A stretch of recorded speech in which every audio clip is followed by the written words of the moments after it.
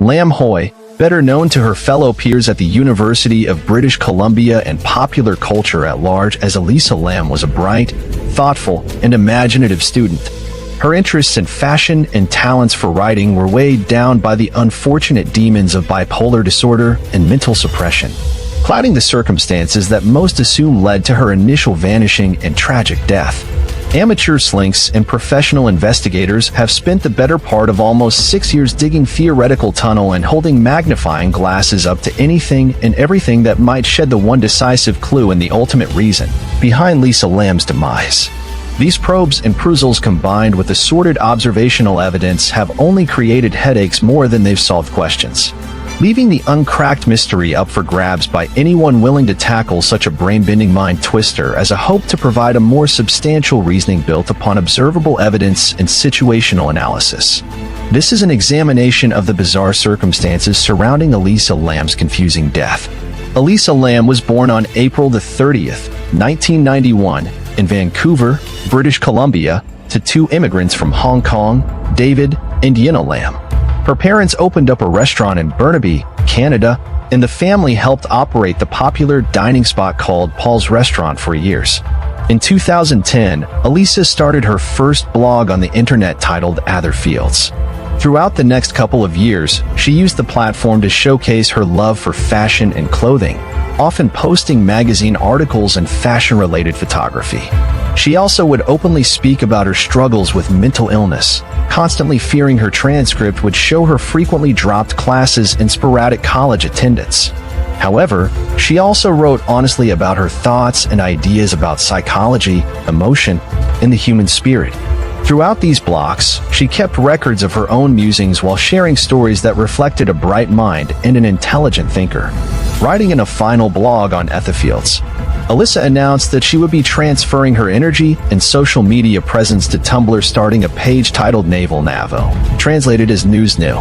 On her page, Elisa shared thousands of and pieces of writing, both her own and of various authors. It was apparent on Tumblr that she held deep-rooted interests in classical books and films, experimental art and design, and fashion and culture. Sprinkled amongst these fascinating were bits of dark, brooding images, hinting at a more personal sadness and a conflicted mind full of monsters, melancholy, and misery. In fact, Elisa did have a history with a couple of psychological disorders. This narrative kept under wraps by her family for months after her disappearance and death. Specifically, she was diagnosed for bipolar disorder and depression. Bipolar disorder is a mental ill that causes depression itself, in addition to instances of abnormal and elevated mood called mania or hypomania. To treat these disorders, Elisa took multiple medications such as dextrine, Wellbutrin, and mood stabilizers. For most of her life, Elisa functioned without major ramifications as a result of these struggles. And until the fateful trip to Los Angeles in 2013, she had shown zero signs of breakdown or danger to both herself and others.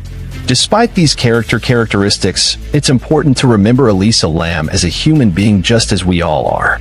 She was a promising student at the University of British Columbia and obviously had author of ideas about the world. She had a family, a faction of hobbies, and most importantly, a future. Unfortunately, it was cut short of her potential as the mystery of her fate began to unravel in December of 2012. On December the 21st, 2012, Elisa gives the first recorded mention of her desire to travel to the West Coast and visit a school in Santa Clara for potential transfer. But a week later, on December the 28th, Elisa mentions on Tumblr that her cell phone has been misplaced. After the new year, on January the 5th, 2013, Elisa mentions planning for her West Coast tour and for the first time suggests meeting up with people via the internet. A couple of days later, on January the 7th, Elisa books her flight for the West Coast tour and tags on a very eerie message regarding the future on Tumblr. Then on January the 9th, Elisa posts on Tumblr that due to paranoia, she has made a new Facebook account for the 5th time, and reposts a blurb she had written earlier that day. Before the blurb is an introduction in which she claims, "This is the very start of my depression, and today I'm feeling very low." Fast forward to January the 18th when Elisa supposedly arrives in Vancouver on her tour. For days later, on January the 22nd, she supposedly travels to San Diego for the first leg in her journey after missing her initial flight while getting lost in the airport. On January the 24th, Elisa posts on Tumblr that her trip so far has consisted mostly of activities and actions that she participates in back at home on a normal schedule. With this post, she hints at her later actions in Los Angeles, when she says every now and then, "I do something entirely impulsive and reckless." A few days later, on January the 27th, she posts again on Tumblr that she was out with friends at a speakeasy and had in fact lost another phone. Although this time it did not belong to her. Instead, she had borrowed her friend's old BlackBerry for her trip. The next day, January the 28th, Elisa arrives in LA and checks into the Cecil Hotel near Skid Row, a budget motel for tourists in the city. On January the 30th, Elisa's anonymous roommates complain of her odd behavior, and she is moved to a private room on the 5th floor so that she isn't a disturbance to other guests. On January the 31st, the last day of a planned visit in Los Angeles, Elisa is seen for the last time by a couple of anonymous hotel workers. And then finally, by a clerk, Katie Orphan, at the local bookstore. Katie mentions Elisa was by herself, but also outgoing, very lively, and very friendly. Orphan also says that she was talking about what book she was getting and whether or not what she was getting would be too heavy for her to carry around as she traveled. Because Elisa was supposed to check out of the Cecil Hotel that day and travel to Santa Cruz for the last leg on her tour. Both her parents were waiting for a phone call. In fact, Elisa had called her parents almost every night during her trip despite losing her temporary cell phone. After they heard nothing from their daughter, Mr. and Mrs. Lamb flew to Los Angeles to file a missing persons report and assist the Los Angeles Police Department in their search. Throughout the first week of February, both the Lamb couple and Ollie PD scoured the Cecil and the surrounding areas for any trace of Elisa. Police dogs were unable to pick up on her scent, and for the first few days, no clues were uncovered. Elisa's room that she stayed in prior to her disappearance was void of any suspicious items or sign of disturbances, an unsettling occurrence for such a strange vanishing. On February the 6th, the LAPD released an official statement online regarding Elisa Lamb's disappearance and details surrounding the case, urging citizens to keep an eye out for her profile. A day later, they hold a press conference on February the 7th, but again received no leads or calls from the general public. Then on February the 14th, LAPD releases the biggest bombshell in the entire case. An elevator surveillance clip from February the 1st showing Elisa Lamb walk in the elevator, press a series of buttons, and proceed to act in a bizarre manner. The clip was unsettling to say the least, but gave investigators one more glimpse into Lamb's final sighting, and brought the case to worldwide interests. The missing person search would soon come to an end. However, when on February the 19th, Cecil Hotel workers responded to multiple guest complaints about funny-smelling water and low faucet pressure. The employee went up to the rooftop water system, peered into an open tank, and discovered Elisa Lamb's naked body floating face up. LAPD was immediately notified, and the water tank soon became a crime scene. A couple of days thereafter, on February the 21st, the Los Angeles Coroner's Office issued a label of Lamb's demise as accidental due to the consequence of drowning, with bipolar disorder as a finding of other conditions contributing but not related to the immediate cause of death. In June of 2013, the full coroner's report along with the toxic results were released to the public as well. While not revealing any massive twist to the mystery, it did note that Elisa Lamb's body was indeed found naked, with her clothes also found in the water tank, discovered in a sandy particulate, along with her keys and watch. From here on out, thousands of theories, hypotheticals, conspiracies, and simple casual conversations have been discussed through the following months and years. Nobody seems to want to stick by the LA Coroner's Office and their findings. Many questioned the police investigation, and even more saw possible holes in their final court. Regardless, the timeline of Elisa Lamb's death and its direct series of events blossomed into the most talked about case of the 21st century. Without a doubt, the most controversial and scrutinized piece of the Elisa Lamb's case is the 4-minute CCTV footage that the LAPD pulled from one of Cecil Hotel's surveillance tapes situated in the upper corner of a main elevator carriage in the northern corridor. Before we dive into its content, let's watch the main portion of the video. Be warned, the following images are unsettling and could be viewed as sensitive material. The video is a bit grainy, and segments of it are hard to clearly make out. But one thing is for certain, Elisa Lam is the subject of the footage and is clearly reacting to something. Now, what that something is will probably never be accounted for with 100% certainty, but it sure does make the clip that much stranger. It really makes you wonder, is Elisa appearing out of the elevator with the sense that she's been followed? One could argue she's talking out loud at certain points, possibly just to herself. Between the random buttons pressed upon her entrance to the emptiness of the hallways, to the undistinguished hand gestures and body positions she makes, the rhyme and reason to the video is impossible to explain upon the first watch. There has also been some controversy revolving around the tape's origins. Some people across the internet claim the footage skips 1 minute of the time code, but because of its low quality, it's not easy to point out. Others say that the footage itself has been tampered with, purposefully pixelating Elisa's mouth at various points. But these reports have been either denied or flat out ignored by professionals. One thing is for sure, the elevator footage from February the 1st, 2013, depicting the last known images Elisa Lam have conjured both worthy concern and far-fetched conspiracies and remains the single most interesting piece of evidence linked to the entire case. Since the day Elisa Lam went missing, the CCTV tapes were released, and her body was discovered on the rooftop of the Cecil Hotel.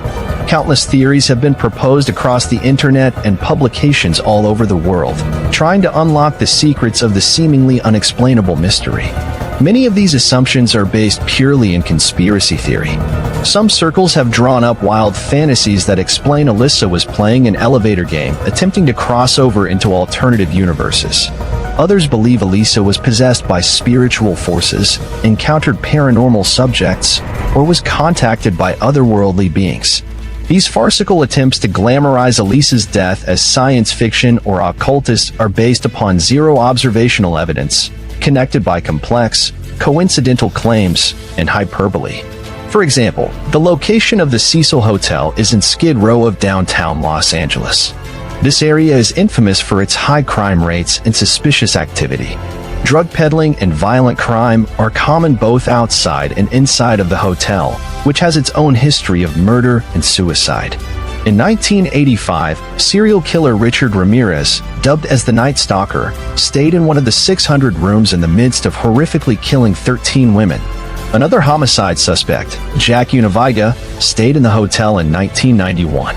It was a frequent spot for those with suicidal tendencies, seeing a few people jump from the rooftop in the 1950s and 1960s. It even housed another cold case, that of Pigeon Goldie Osgood, a former telephone operator whose mutilated body was discovered in her room in 1964 and whose death remains unsolved. Despite the criminology of the Cecil, none of it can be directly attributed to the tragic death of Elisa. A much more real explanation is that Elisa Lam was followed during her time in Los Angeles, chased in the hallways of the Cecil Hotel, and subsequently murdered and placed in the water tank by a second party. Initially, this theory made sense. If you go back to multiple Tumblr posts that Elisa made throughout the end of 2012 and beginning of 2013, she was conscious about her outspoken nature and feared that one day her mouth would get her into trouble.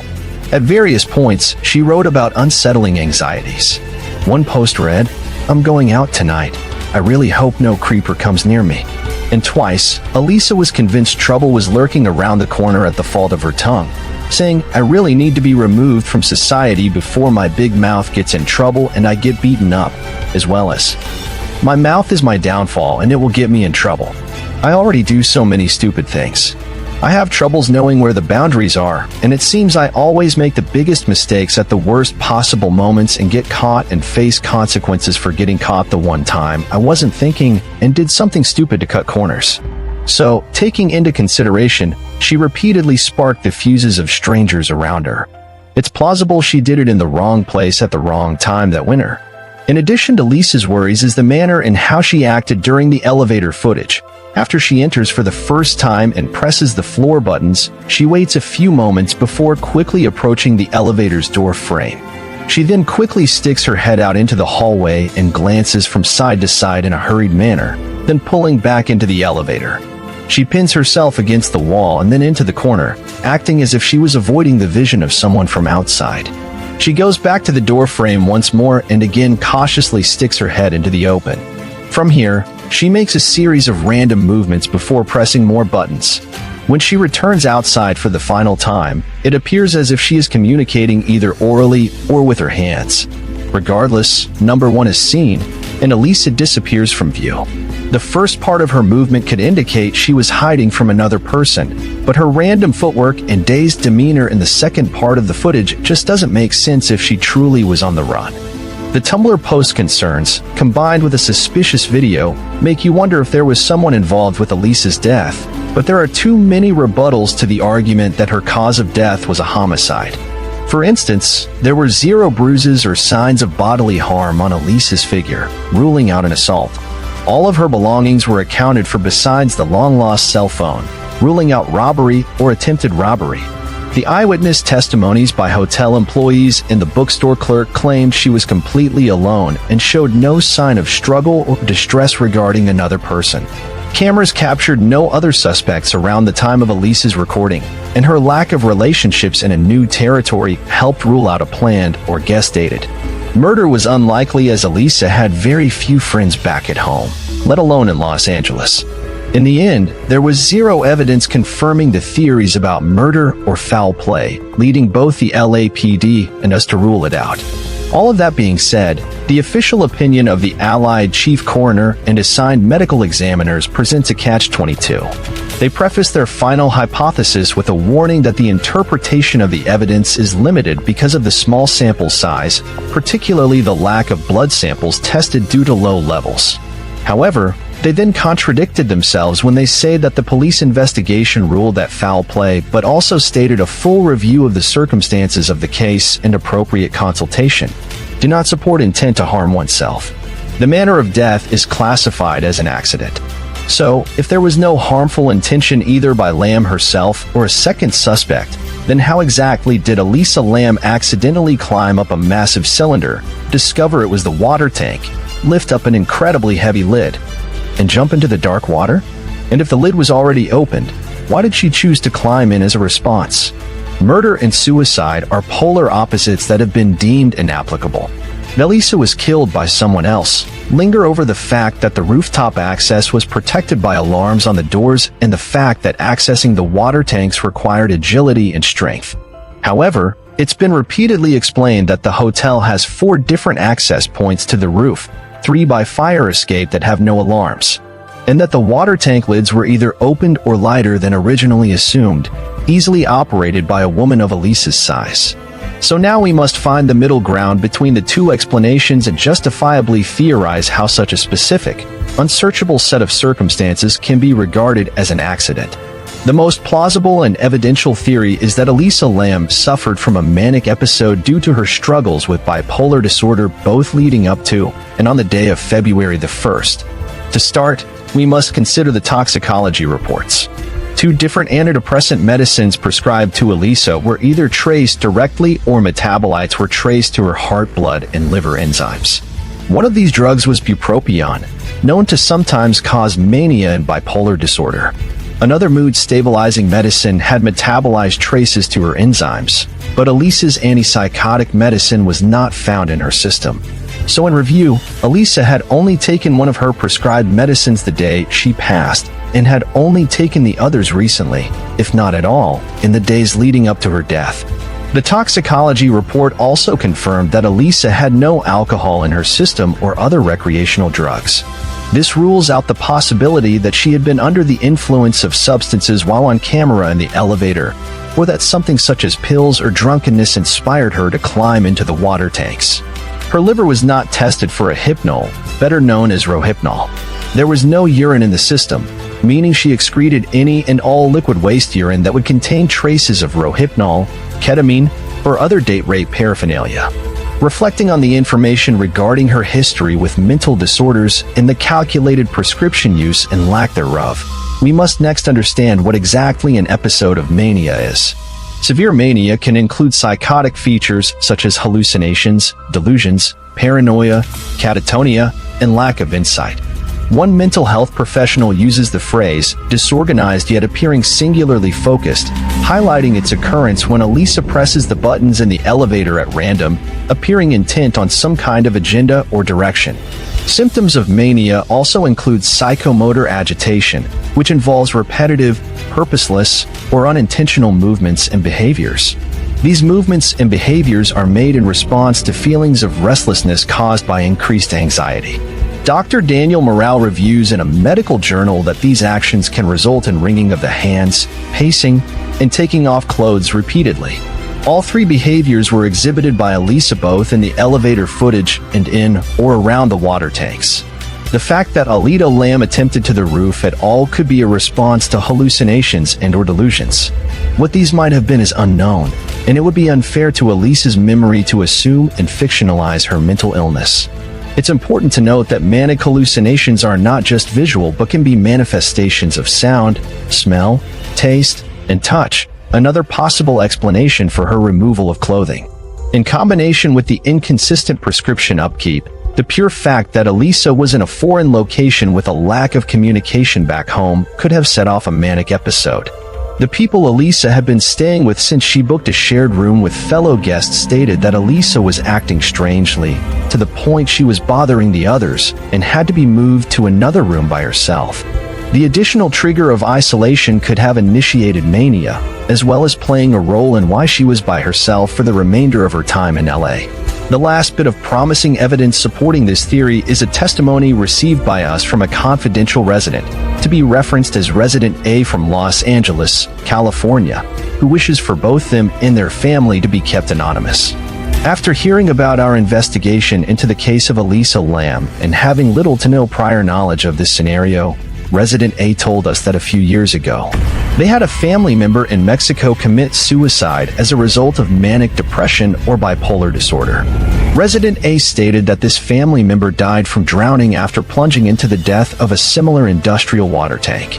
Resident A also stated that this was a common occurrence for the family member, who was a result of their bipolar disorder, seeks out bodies of water whenever suffering from a bout of mania.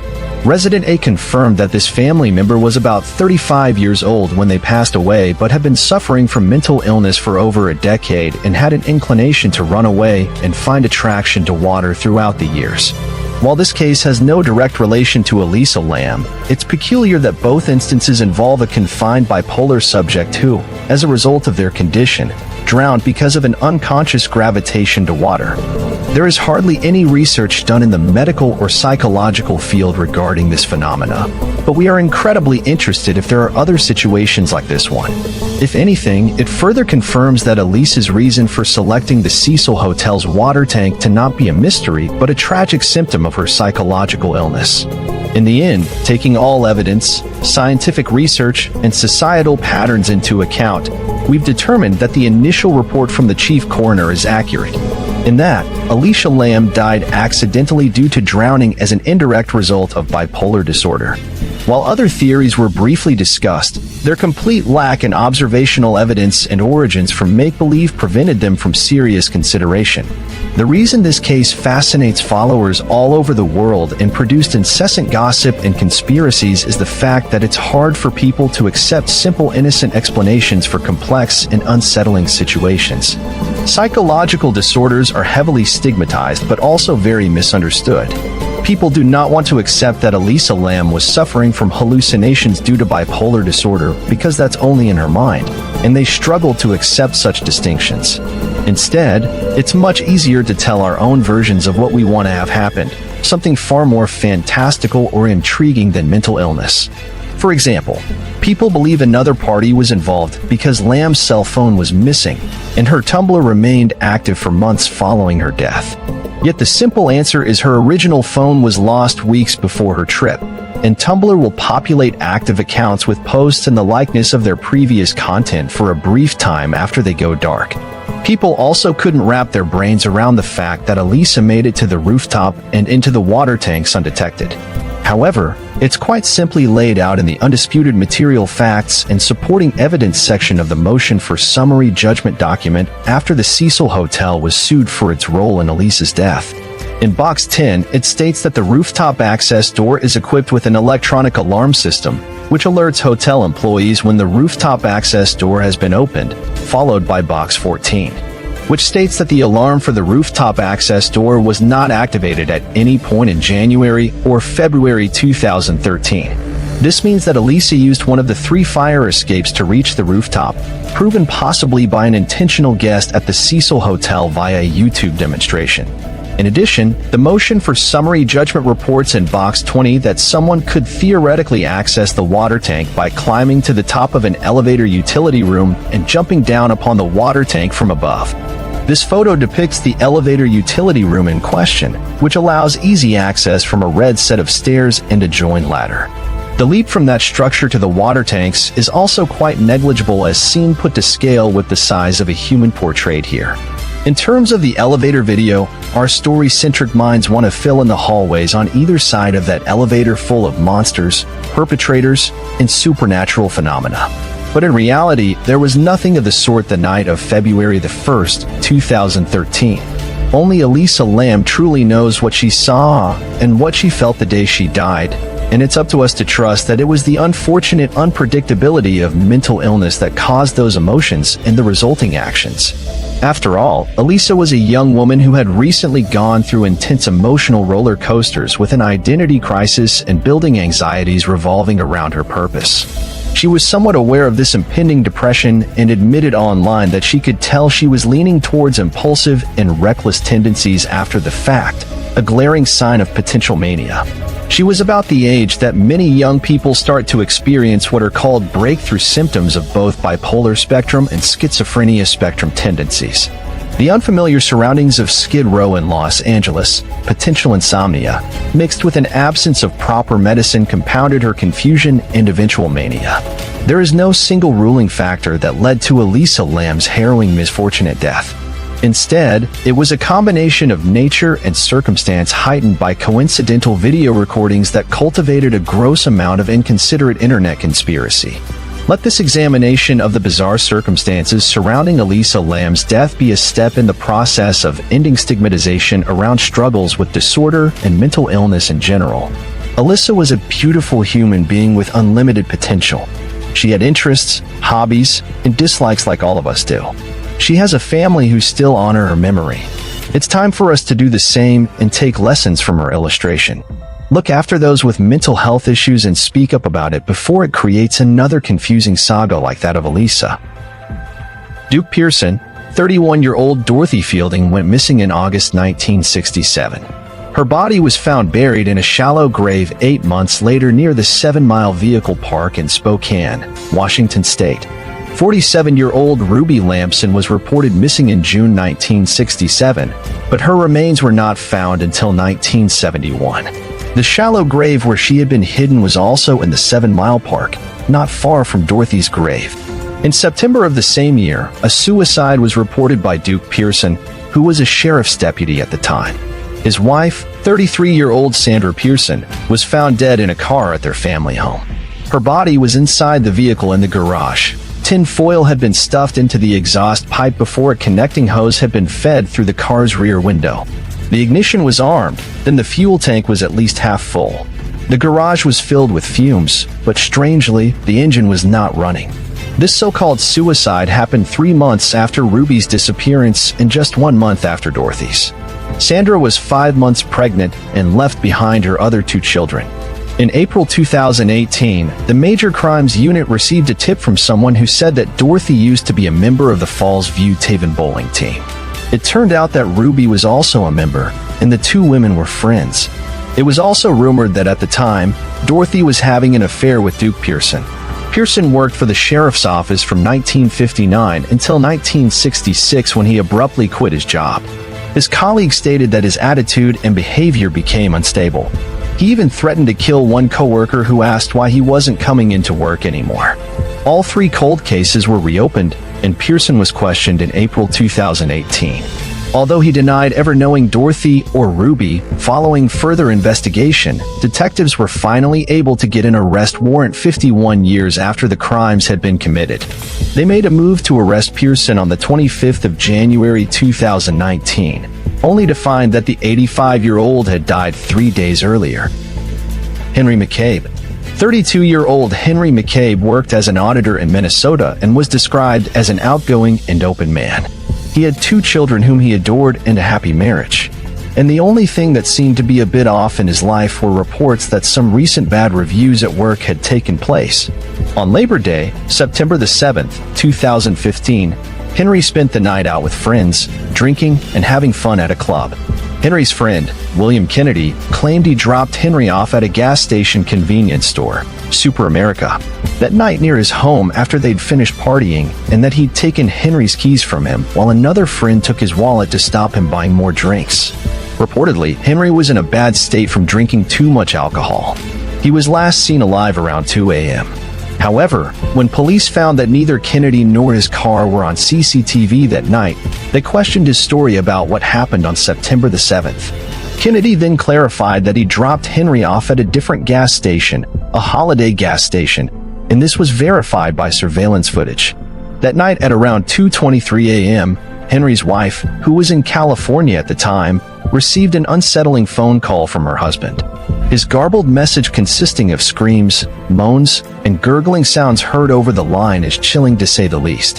Henry reportedly says he's been shot, and after a short silence, a voice yells, "Stop it."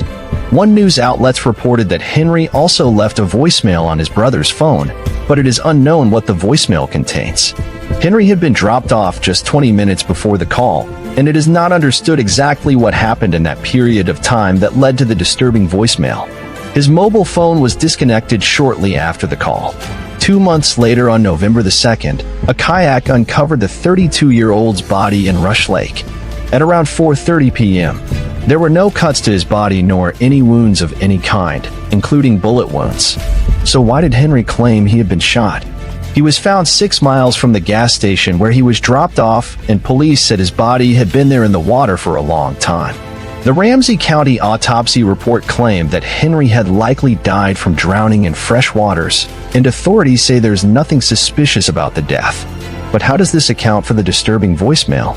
There are certainly more questions than answers in the case of Henry McCabe, and while many believe he simply drowned by accident, no theory seems to answer the question of the graphic voicemail. Suzanne Lyle, better known to her friends, family, and co-workers as Susie, was an extremely intelligent, thoughtful, and compassionate human. Her interest in technology and talents for computer science were cut short by an unexplainable, untraceable vanishing in March of 1998, leaving all who knew her, both in life and through the World Wide Web, grasping for answers in a sea of evidence that drowned us all in doubt. Amateur sleuths and professional investigators have spent the better part of almost 2 decades digging theoretical tunnels, holding magnifying glasses up to anything and everything that might shed that one decisive clue in the ultimate reasons behind Susie's disappearance. These probes and pursuits, combined with assorted observable evidence, have only created headaches more than they've solved questions, leaving the uncracked mystery up for grabs for anyone willing to tackle it. As I hope to provide a more substantial reasoning built upon observable evidence and situational analysis, this is an examination of the disappearance of Suzanne Lyle. Suzanne Lyle was born on April the 6th, 1978, in Saratoga Springs, New York. She was the youngest of 3 siblings to parents Doug and Mary, who hadn't planned for a 3rd child but welcomed Susie into their world. Susie was a quiet, shy, yet unbelievably introspective young girl. Growing up close to her older brother, Stefan, Susie would stick to herself at school instead of forming many social relationships. However, she nonetheless had a deep understanding of human nature and wrote poetry in her notebooks, so passionate that she would jump out in the middle of a shower with the water still on and run into a room just to jot down her latest inspiration. This sensitivity and dedication soon bled into the realm of science and technology, where Susie would research all day and build machines and trinkets from scratch by night. In high school, Susie discovered her love for computers and, by extension, the internet. As a teenager, Susie would form virtual friendships with other tech lovers on message boards, eventually joining a computer club in the nearby town coffee shop. It was at these informal meetings where Susie met her long boyfriend, Richard Condon, a fellow intellectual and computer whiz. Over the next few years, Susie and Richard grew very close.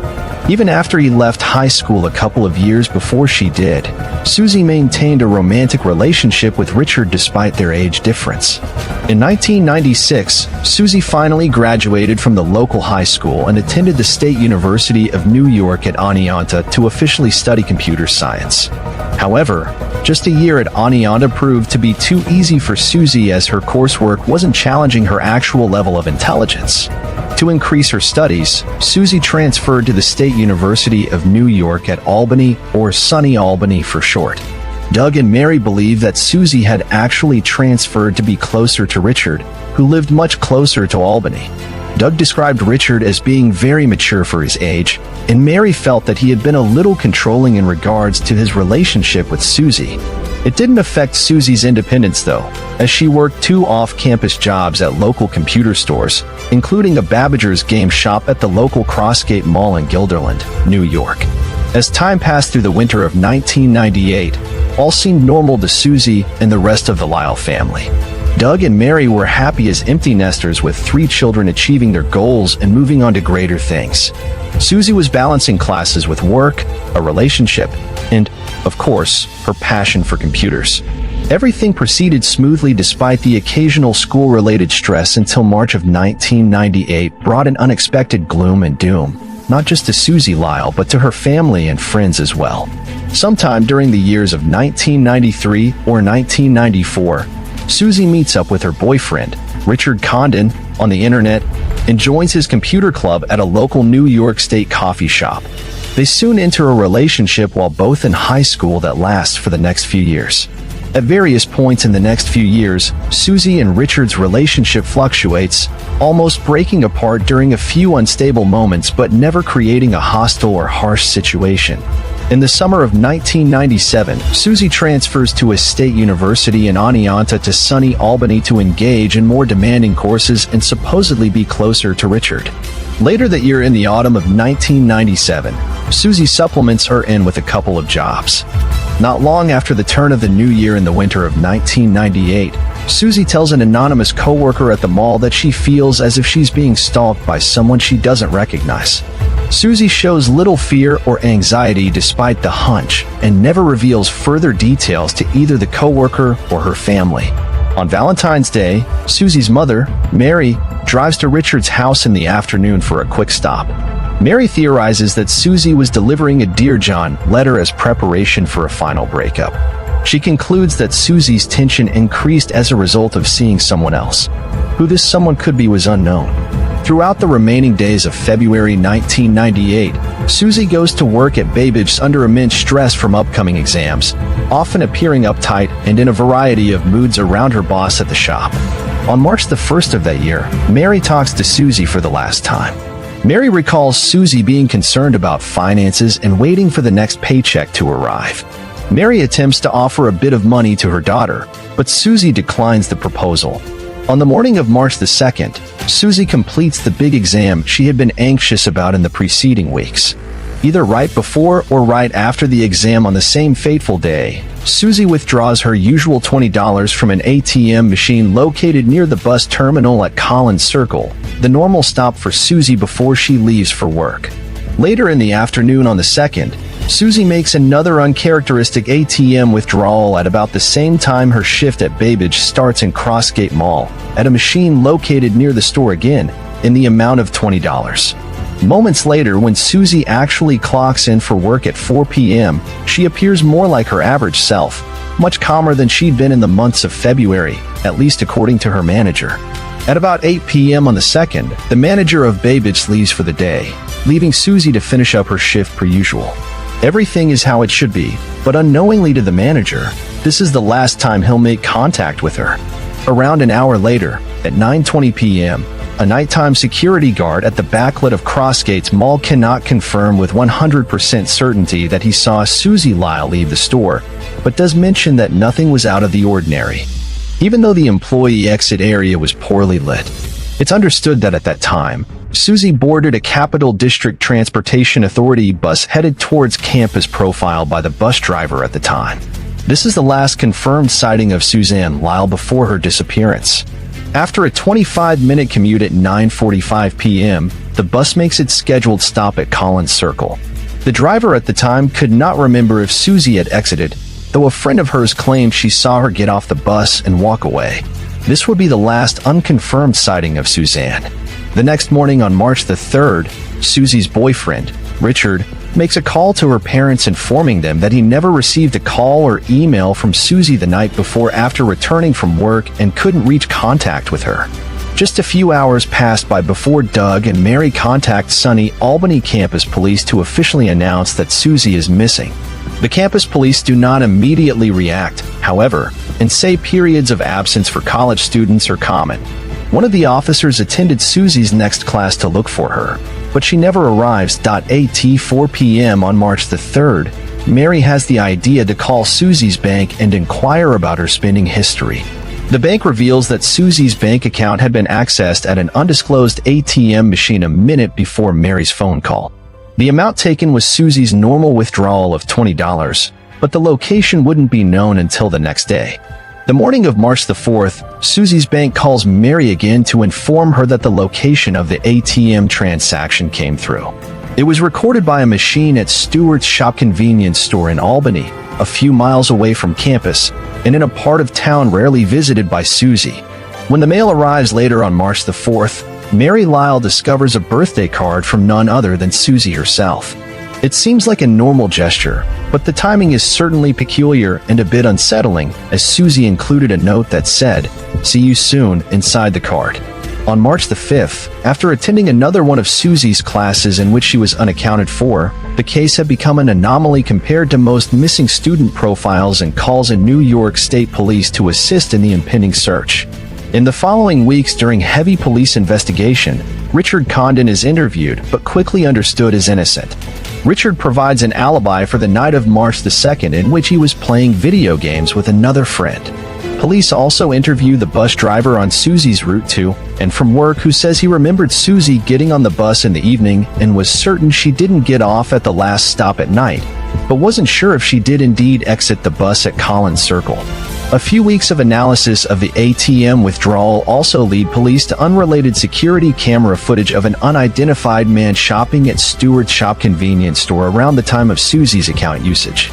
The man was wearing a ball cap and jacket, and a sketch of his face was shown to the public, his profile titled The Nike Man. In May of 1998, authorities discover Susie's name tag from Babbage in a parking lot on the Sunny campus 90 feet from the bus stop. However, it's never determined how long the tag had been lying there, and police recover zero traces of DNA or other forensics. Later that year, the supposed Nike Man from the police sketch comes forward and cooperates with investigators, in which he is interviewed regarding the events of March the 3rd. His story removes any suspicion and is quickly dropped as either a witness or suspect.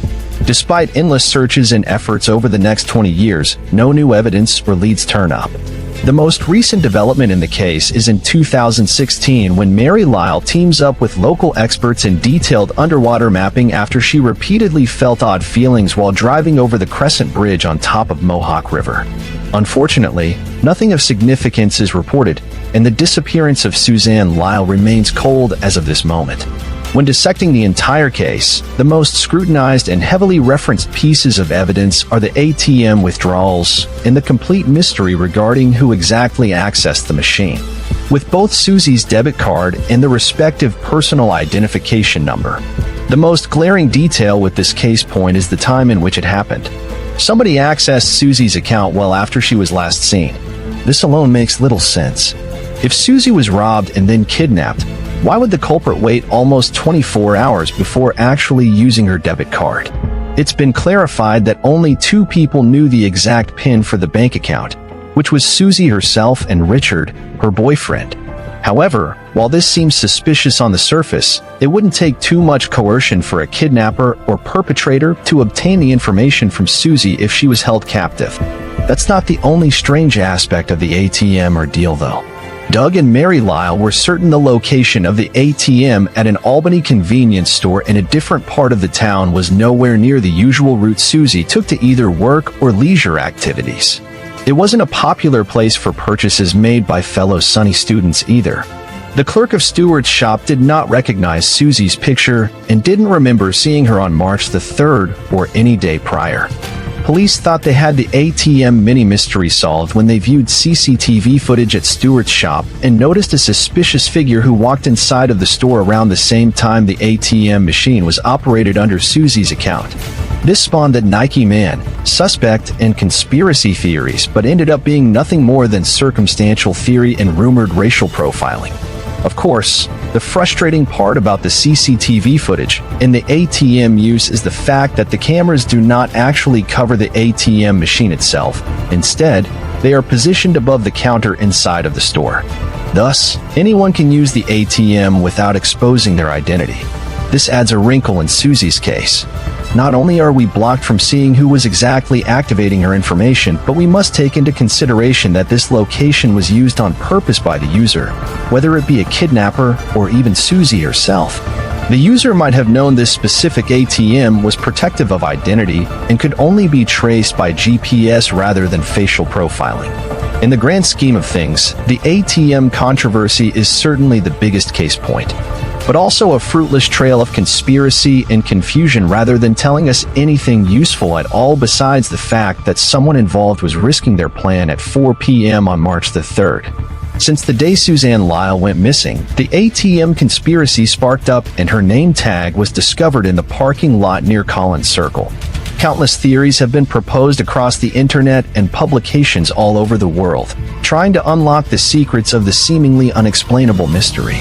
The most popular theory centered around Susie's longtime boyfriend Richard Kahn, despite his alibi, clearing him of any potential guilt or wrongdoing.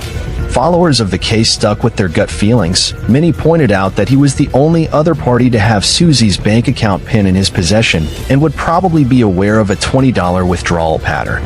However, as previously mentioned, anyone could force Susie to share the PIN under the right circumstances. And it wouldn't make any sense for Richard to leave such an obvious clue behind when people knew he would use the ATM at will. Because so many kidnappings and murders involved two familiar parties, Richard was an easy target due to his close connection with Susie.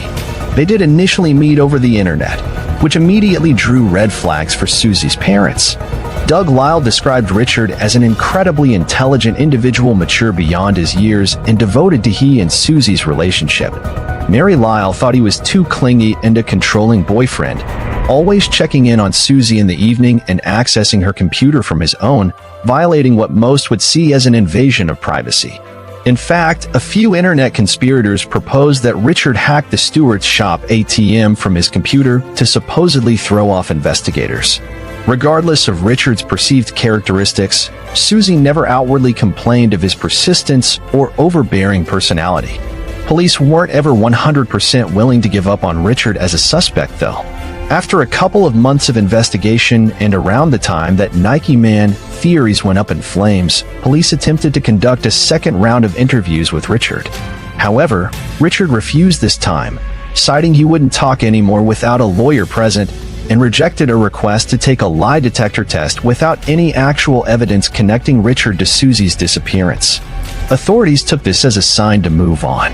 Yet the same persistent conspirators, both online and in person, viewed Richard's later absence to be a potential admittance of guilt.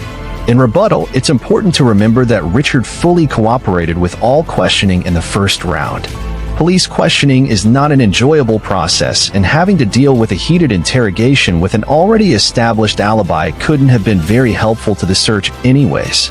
Polygraph tests are also incredibly unreliable and often inaccurate. It would make sense for Richard to fear that his own anxieties and nerves bubbling up during an interview would skew the lie detector test and falsely imply his guilt.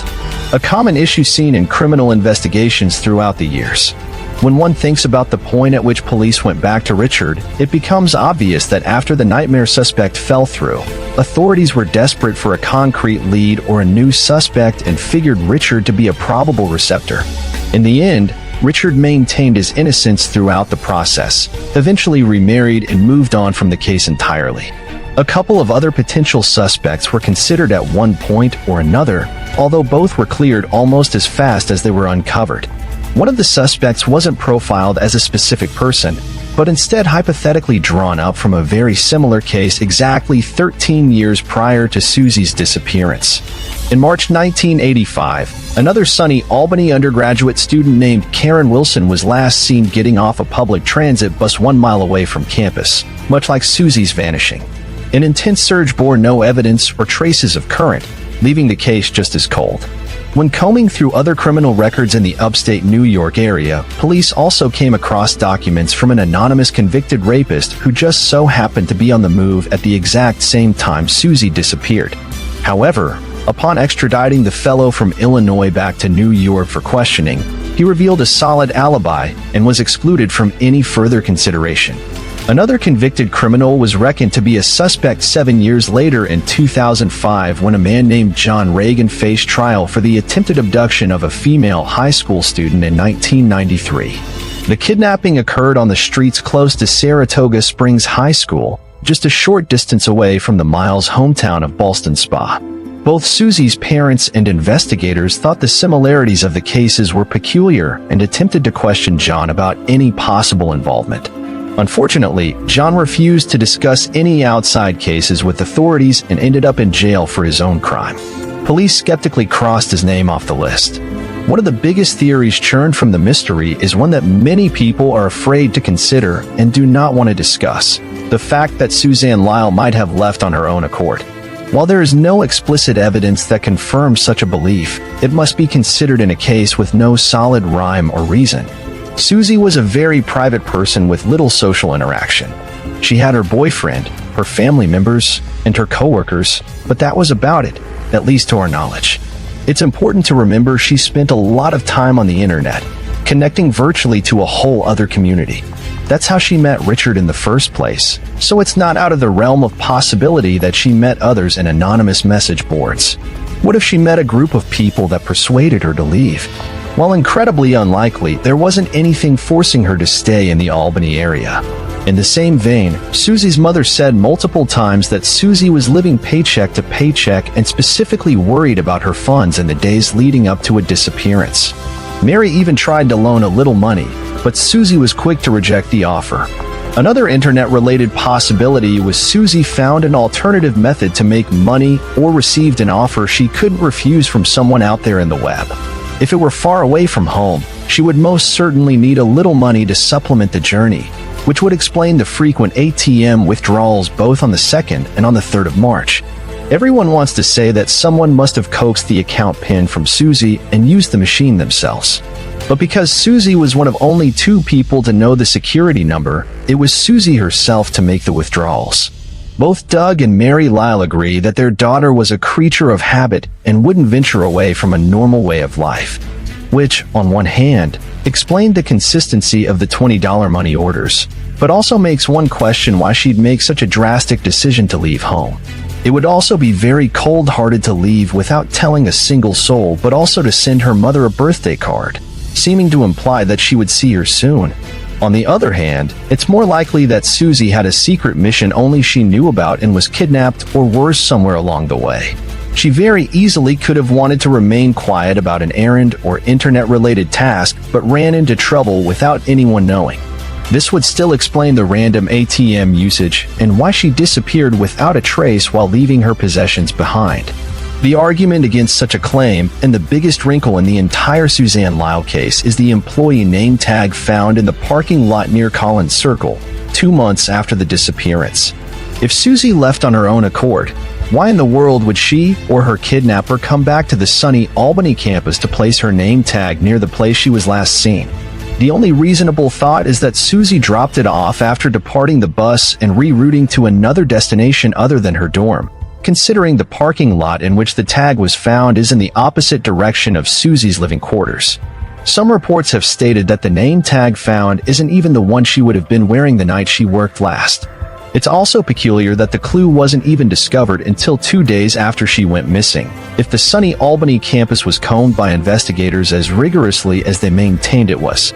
The whole scenario is as mind-boggling as the case itself, leaving most theories up in the air. When looking at the big picture, it's nearly impossible to confidently give a solid conclusion regarding Suzanne Lyle's mysterious disappearance. However, taking everything into consideration, Only one theory truly makes sense. Susie was taken by someone only she knew, anonymous to even her closest friends and family. This hypothesis stems from two major clues hinted out by Susie's co-workers and her mother. The co-worker revealed early on in the search that Susie had mentioned she felt she was being followed by an unknown figure but wasn't worried, meaning it could have been someone she either vaguely recognized or wasn't even sure it was a stalker.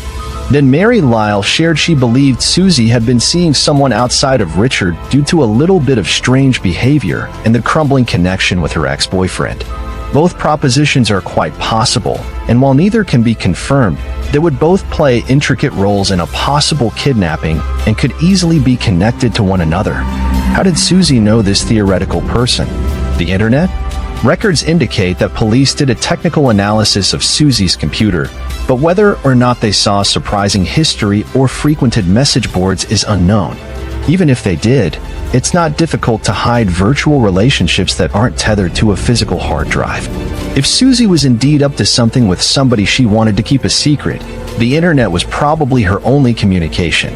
Inclusion of the fact that Susie was incredibly gifted with computer science and a longtime internet user only legitimizes this theory. She could have hidden this information from Richard, who had access to her files and took the secret with her. We've also concluded that the prime mystery at Collins Circle didn't actually happen at Collins Circle at all, but instead occurred as an unspecific location between the Crossgates Mall and sunny Albany campus. This conclusion arises from the lack of assurance in supposed eyewitness sightings of Susie after she clocked off work. The night security guard of the mall said nothing was out of the ordinary in the back employee parking lot. And the bus driver of the specific vessel that picked up Susie on the night of March the 2nd confirmed that he saw a person get on board at 9:20 p.m. However, the assurances stop after that. The bus driver never remembers Susie exiting the bus at Collins Circle, only that she got off before the last stop. In addition, the student who claims to have seen Susie on campus at 9:45, the night she vanished, only thought she saw Susie and was interviewed an entire 48 hours after the fact. These wobbly, unsure sightings are too fragile to believe with certainty. In terms of after boarding the bus, we believe Susie met with her contact in the Albany suburbs and was either abducted that night or sometime during the following day. She was most likely meeting a secret lover or virtual friend, probably needing money to explain her random withdrawals throughout the afternoon, and was then forced to take out more the following day after the suspect showed their true colors. Explaining the ATM withdrawals on March the 3rd, the perpetrator probably strategized using an ATM without a dependable security camera and utilized the Stewart Shop hidden machine out of the view of CCTV. We believe Susie was still alive on March the 3rd and was the person to actually use the bank PIN since it had been entered incorrectly only once, and her usual $20 amount was withdrawn. After this moment, while under the threat of her captor, Susie's fate dissolved into darkness. She never returned to campus as her tap card for the dormitory wasn't used after March the 2nd. In terms of the mysterious name tag found in the sunny Albany parking lot, we figure the true perpetrator discovered that was the assuming location of Susie's last confirmed activity a couple of months after the initial disappearance. So they thought of an item that would link to Susie, clean to her work name tag, traveled back to the campus, and placed it near the Collins Circle bus stop, all to try and keep authorities on the wrong trail. It may seem like an unnecessary and extensive team, but the clues lack plausibility in the first place and fit within the ultimate findings. We are confident she intended to resume her normal life after the meeting within a stranger, resting in the facts that she told her mother in her birthday card. See you soon. What eventually happened to Suzanne Lyle will not be speculated to save her case from the endless pits of inconsiderate conspiracy theory. Her parents have attempted the same grace and through finding the positives of such a confusing tragedy, have managed to sustain laws regarding the time period state and federal law enforcement investigate missing persons cases. Young adults like Susie, specifically college students, have historically been mishandled when reportedly missing, and the Lyles' legal efforts have made their daughter's age group just as much a priority as young children. It's regular people like us who can help aid these programs and help fight the growing number of missing persons cases. We wouldn't report this if we didn't think it could help to remind the world, spread awareness, and potentially help bring a new clue or lead to the forefront of the search. Until we find her, Susie will remain a symbol of inspiration and remembrance. It's important not to forget that before her case froze, she was a human being, a woman with a future in computer science and a leader in technology advancement in the 21st century. She was quietly bright, with an intelligence unlike any of her peers. Her dedication to poetry and creativity sparked a light across all she came into contact with. And we hope that light continues to shine again here soon. Until then, the search continues as we push for persuasiveness and fight for answers to the disappearance of Suzanne Lyle and the mystery at Collins Circle. Mary Shotwell Little, born January 14, 1940, was a newlywed and 25 years old when she disappeared from Atlanta, Georgia in October 1965. She worked as a secretary at C&S Bank and had married just 6 weeks before her disappearance to Roy Little, a bank examiner training to be an auditor. On October 14th, Roy was out of town on a work-related trip, and Mary was preparing a party to welcome him back home. After work, Mary stopped for groceries and had dinner with a co-worker at Linwood Square Shopping Center in the Buckhead neighborhood of Atlanta. She appeared to be in good spirits and spoke happily about married life. Around 8 p.m., she left her colleague, saying she'd see them the next day. This was the last confirmed sighting of Mary. When Mary didn't show up for work the next day and didn't call in sick, her boss and colleagues became concerned. Her boss spoke to the co-worker she dined with, who mentioned seeing Mary's metallic pearl gray 1965 Mercury Comet with Georgia license plate number 282 in the parking lot. However, when the boss asked the shopping center security to locate the car, they couldn't find it. When the boss returned, he found the car exactly where the colleague said it would be. Several strange clues surrounded Mary's vehicle. Firstly, it had a coating of red dust on its exterior, suggesting it had been driven down a dirt road. Secondly, there were unusual contents inside. The groceries from the previous evening were still there, along with several pieces of Mary's clothing. Her slip, underwear, and girdle were neatly folded and placed on the console between the front seats. Her bra and stocking were found on the floor, the latter cut, likely with a knife. Traces of blood were found on the clothing and smeared in various parts of the car. Investigators noted a minimal amount of blood, comparable to that of a nosebleed. Bloody fingerprints were found on the steering wheel. Although limited blood testing was available in 1965, the blood found in the car matched Mary's blood type, leading to the presumption that it was hers. The case took an even stranger turn. Mary's bank card was used twice in North Carolina. On October 15th, it was used in Charlotte and then in Raleigh. Attendants at both locations recalled a woman with a small head injury and bloodstains on her head and legs. She appeared to be with 1 or 2 middle-aged men who seemed to be directing her. She didn't ask for help and attempted to hide her face from the attendants. The time between credit card usage was 12 hours, though the distance between the two cities was only 2 to 3 hours. Mary's car had a North Carolina license plate, which came from a recently stolen car. Investigators suspected this was why the car hadn't been initially spotted by security. It was speculated that the car was hidden on October 14th and returned to its parking spot on October 15th. A $20,000 ransom demand was made to Roy, but when an FBI agent went to make the drop, they found an empty piece of paper at the designated location. The ransom demand was considered likely to be a cruel hoax. Numerous theories surrounded Mary's case. Suspicions initially fell on Roy, her husband, but he was eventually ruled out as a suspect. Mary had reportedly received odd phone calls and flowers from a secret admirer, but the identities behind these gestures remained unknown. Friends revealed that Mary expressed fear of being alone at home and driving unaccompanied before her disappearance. The case took a more bizarre turn when it was suggested that Mary might have been involved in uncovering a scandal at her workplace involving sexual harassment and a potential prostitution ring, possibly leading to her disappearance. Despite various theories and investigations, Mary Shotwell Little's disappearance remains unsolved. The case file went missing, and Mary has not been seen or heard from since. Her father passed away in 1979, but her mother continues the search for answers. Tracy Nelson, who should have been celebrating her 21st birthday, was tragically found stabbed to death in her apartment by her husband, Jeff, on January 5, 1981. While Jeff was out purchasing a birthday gift for Tracy, she remained at home. Her friends' attempts to wish her a happy birthday went unanswered, as they presumed she was occupied with her busy life. The shocking truth was that Tracy had been murdered. She had sustained multiple slash wounds above the waist, and her throat had been slit. Despite the lack of signs of struggle or forced entry in the apartment, the case presented several peculiar clues. Tracy's tortoise-colored keyring with her name on it was taken from her home, leading investigators to suspect the killer held onto it as a trophy. A sketch of the keyring, a 1-inch by 4-inch rectangle, has been released in hopes of prompting information. Another bizarre discovery was the Southwestern Bell Cable logbook found in Jeff and Tracy's home. The logbook indicated that work on Tracy's cable had been scheduled for that day at 11:51 a.m., but further investigation revealed that no cable repair company was slated to be there. It's theorized that the murderer might have used this book to gain access to Tracy's home without arousing suspicion.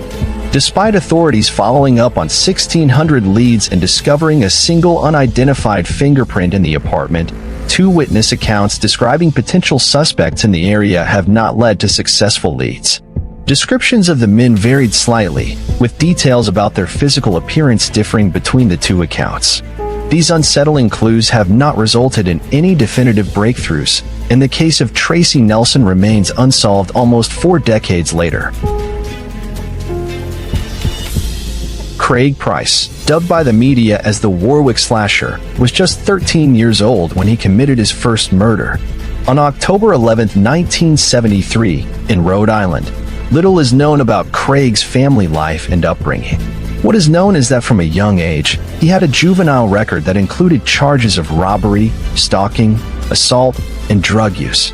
Despite his questionable criminal record, nobody expected the young boy to take a life. On July 27, 1987, Craig broke into the home of 27-year-old Rebecca Spencer, a woman who lived just 2 doors down from him, and stabbed her 58 times with a kitchen knife.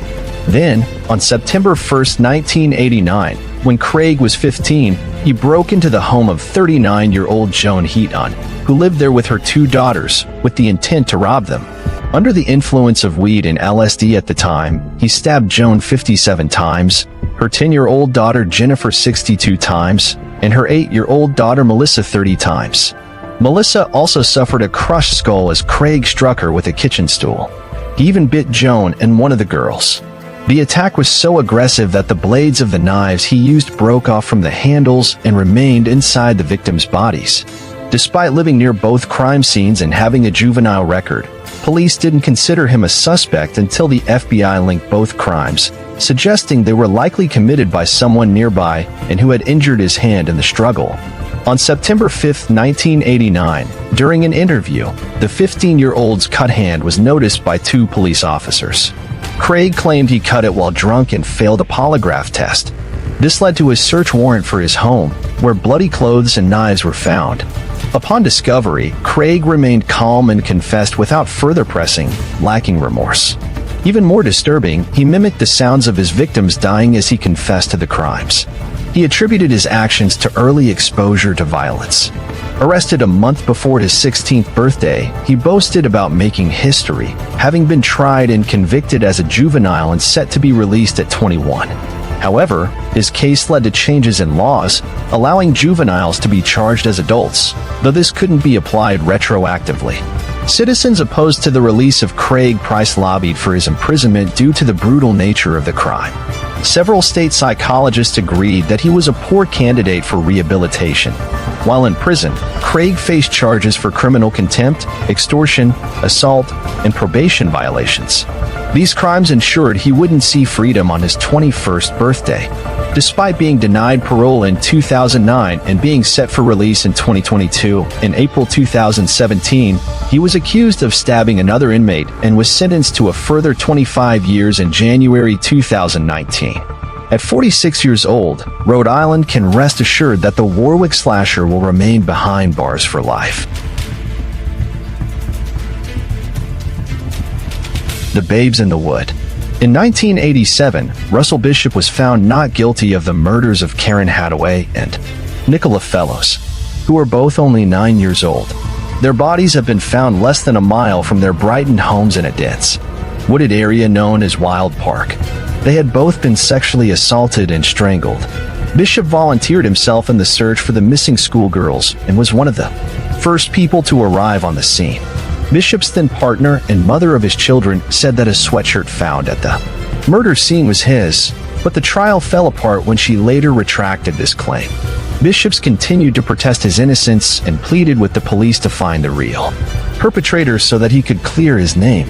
But just 3 years later, Bishop was back on trial again, this time for the attempted murder of a 7-year-old girl who he snatched off the streets of Brighton and shoved into the boot of his car. He drove her to a wooded area, sexually assaulted her, and after strangling the young girl left her for dead. Luckily, she survived the attack and proved to be an exceptional witness. At the Idaho parade, Bishop tried to disguise himself by wetting his hair, but the girl picked him out anyway. He was charged with attempted murder, kidnap, and sexual assault. The court found him guilty and sentenced him to life imprisonment. Even though Bishop was safe behind bars, detectives never gave up their fight to get justice for Karen and Nicola. In 2005, the double jeopardy law was scrapped in the UK, meaning that Bishop could be retried for the double murder, even though he'd already been acquitted once. In this second trial, the prosecution was able to link DNA evidence taken from the sweatshirt to both of the girls and Bishop. They were also able to prove by 1,000,000,000 chance that a sample taken from Karen's arm matched the DNA profile of Russell Bishop. Of course, none of this forensic ever was available at the first trial in 1987. Bishop tried to explain away the evidence by saying that when involved in the search for the schoolgirls, he had touched both bodies at the crime scene to try and find a pulse. However, 2 witnesses who were teenagers at the time testified that Bishop didn't go anywhere near the bodies during the search. In December 2018, Bishop was sentenced to life again the Old Bailey in London, with a minimum term of 36 years.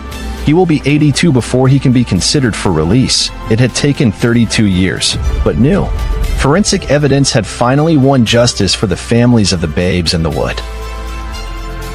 Linda O'Keefe. The photograph of 11-year-old Linda O'Keefe had been hanging on the wall of the Newport Beach Police Department for 45 years. It was kept there as a reminder for officers never to forget her unsolved murder. Linda went missing on the 6th of July 1973 while walking home from summer school in Southern California. She was seen talking to a stranger in a turquoise van before she vanished. The body was found dumped in a ditch the following day. She had been sexually assaulted and strangled. In the summer of 2018, police began publishing a series of tweets on Twitter that were written as though they had been posted by Linda herself. The tweets told the story of her murder and asked for help to find her killer. Please use evidence collected at the crime scene to produce a DNA profile that could predict the killer's skin, hair, and eye color. Then they made a sketch of what he might have looked like if he was aged 25 in 1973 and what he might look like now. After these sketches were released on Twitter, the authorities said they received a significant lead. They turned to a genealogy website that allows users to submit their own DNA samples to search for relatives and ancestors. They got a hit, and 72-year-old James Neal was arrested in Colorado in January of 2019. Alistair Wilson, a 30-year-old residing in Nairn, northeast Scotland, in 2004, was married to Veronica for 6 years and had 2 young children. Working as a banker, he was set to start a new job in 2 weeks. Unfortunately, Alistair never got to realize his new goals. On November 28, 2004, while Alistair and his family were at home with friends, the doorbell rang. Veronica went to answer it, assuming it was their friend arriving early to pick up their baby. A stranger stood at the door, addressing Alistair by name. Unalarmed, Veronica fetched her husband, assuming it was work-related.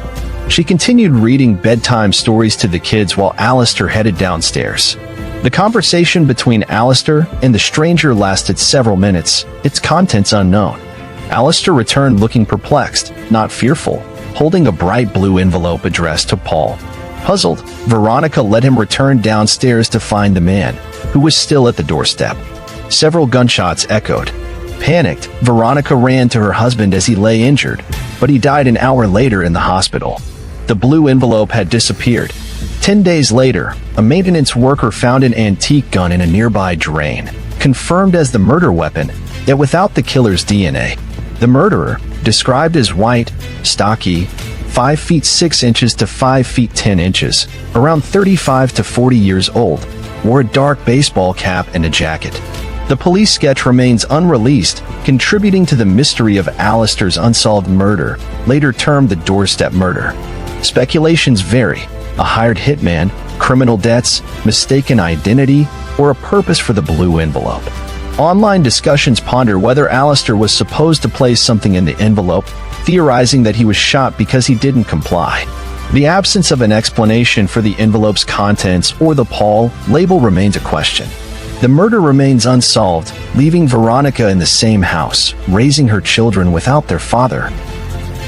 Graham Frederick Young, born in Middlesex, England in September of 1947, was fascinated by poisons from a young age. His interest quickly turned sinister when he began to experiment on the people around him. But it took a long time for Graham to finally be caught and put behind bars for good. In 1961, Graham began to poison his family so he could study the effects the substances had on the human body. He started with his stepmother, 37-year-old Molly, who suffered unexplained vomiting, diarrhea, and stomach pains. His father, Fred, aged 44, soon followed in her footsteps. Then finally, Graham's sister Winifred began to feel the effects, as did several of his friends. Graham fell ill too, but to a lesser degree. It's not known if this was intentional or an accident. Later in November 1961, Winifred was served tea by Graham, and she took only one mouthful before spitting it out as it tasted sour. On her morning commute, she found herself hallucinating and was sent to the hospital, where it was discovered that she had been exposed to atropine, belladonna's trope, also known as deadly nightshade, a plant extremely toxic when ingested. When Fred confronted his son about this, Graham retaliated by blaming his sister for mixing her shampoos in the teacups. Fred found nothing incriminating in his son's bedroom, but told him to be more careful. It was only 6 months later, on April 20th, 1962, that Molly Young died from poisoning, and Fred was taken to the hospital, where he was told that just one more dose of poison would have killed him. On the back of this turn of events, Graham's aunt became suspicious of him, as did his science teacher, who found bottles of poisons in his desk and reported it to the school principal. Graham was sent to a psychiatrist and was arrested on May 23, 1962. He confessed to the attempted murder of Fred, Winifred, and one of his friends. Molly's death was not considered suspicious, given that she'd sustained a prolapse of her spinal bone in a traffic accident, and there was no way for investigators to check her cause of death, as she'd been cremated at Graham's suggestion. The 15-year-old was detained under the Mental Health Act at Broadmoor Hospital and was subsequently diagnosed with a personality disorder and schizophrenia. Later analysis of Graham's behaviors and personality indicated he may also have been on the autism scale too. In 1970, Graham told the hospital psychiatrist that he was no longer obsessed with poison and violence. But in secret, he was studying medical texts and experimenting on inmates and staff, one of whom died due to his investigations. A year later, in February 1971, Graham was released, supposedly fully recovered. He got a job at a laboratory, which was not informed of his past conviction, and his probation officer never checked in with him. Not long after, the now 24-year-old started work, his foreman became ill and died. Sickness swept through his workplace and was mistaken for a virus. Some of his colleagues even required hospitalization. It seemed Graham Young's famous tea was making its rounds again. It's believed about 7 people were non-fatally poisoned, and after the new foreman became sick, he quickly quit the job. Another workmate became Graham's 4th and final victim.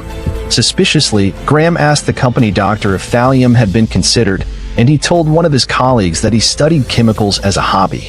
Alarmed, the workmates then went to the police with this information, leading to Graham's second arrest on November 21, 1971. Authorities found several poisons on his person and in his home, plus a diary that noted the dose's effects and whether he'd let someone live or die. Despite the evidence stacking up against him, Graham pleaded not guilty, claiming that the diary was simply a fantasy novel. This did not wash with a jury who convicted him, and he was sentenced to life in prison. Behind bars, Graham befriended the infamous Ian Brady, the Scottish serial killer, who was one half of the guilty party behind the Moors murders. They shared an obsession with Nazis and Hitler. Graham died 1 month before his 43rd birthday in August 1990 from a heart attack. He is known as the Central Bins Poisoner and the Teacup Poisoner. Graham Young's disturbing crimes provoked a copycat in November 2005 when a 16-year-old Japanese schoolgirl was arrested for poisoning her mother with Valium. She claimed she was fascinated with Graham, having seen the 1995 black comedy film about his life called The Young Poison's Handbook. She kept an online blog like Graham kept a diary, although no recent updates can be found. Her mother was in a coma in 2005. Sandy Charles, born in 1980 in northern Saskatchewan, there didn't appear to be anything odd or unusual about Canadian boy Sandy Charles. While there's little documented about his life before his crime, it seems apparent that nobody thought he was a child to be concerned about. All that changed in 1995. At 14 years old, Sandy was fascinated with the 1989 movie Warlock and watched it repeatedly. The horror film, rated for ages 15 and above, suggests that if a person drinks liquefied fat of an unbaptized child, they can fly or gain special powers. There is little information as to how Sandy conceived his plan, but on July 8, 1995, he stabbed a boy with a knife, beat him with a beer bottle and a rock, then cut strips of his skin from him and boiled them down. His victim was Jonathan George Timpson, born on December 30th, 1987, described as playful and outgoing. The 7-year-old's hero was the masked crusader Zorro. Jonathan's body was found just a few days later on July 11th in the woods a few hundred yards from his grandma's house. His head had been crushed and his throat had been slashed. 10 to 15 strips had been carved out from his skin. Sandy had an 8-year-old accomplice named William Martin, who was too young to be tried at the time, but it's unknown what his role was in the killing. While it's unclear what evidence led police to Sandy Charles's doorstep, he was later convicted as an adult and sent to a psychiatric hospital, having been found not guilty by reason of insanity in August of 1996. Sandy had told police officers, "There's a spirit in my room which gave me these thoughts." Reportedly, the 14-year-old had been contemplating suicide when a voice told him that it might be just as good to kill someone else. He was later diagnosed as a schizophrenic. It was discovered that Sandy had ultimately suffocated Jonathan after a failed attempt at breaking the young boy's neck. A knife was also found lodged in Jonathan's eye. Sources conflict on whether or not Sandy consumed the boiled-down fat, which he'd taken and cooked from Jonathan's body. Allegedly, he said that he did not drink it as he just wanted to stay the way he was. In June 2000, at the age of 17, Sandy attacked a prison nurse but only spent 1 day in solitary confinement as punishment. In 2014, he told a court that he wanted to be socialized enough to re-enter society, but his request to move to a different institute was denied. It's unlikely that Sandy Charles will be released from the psychiatric hospital in which he resides. Let us know your thoughts in the comment section, and don't forget to subscribe to our channel.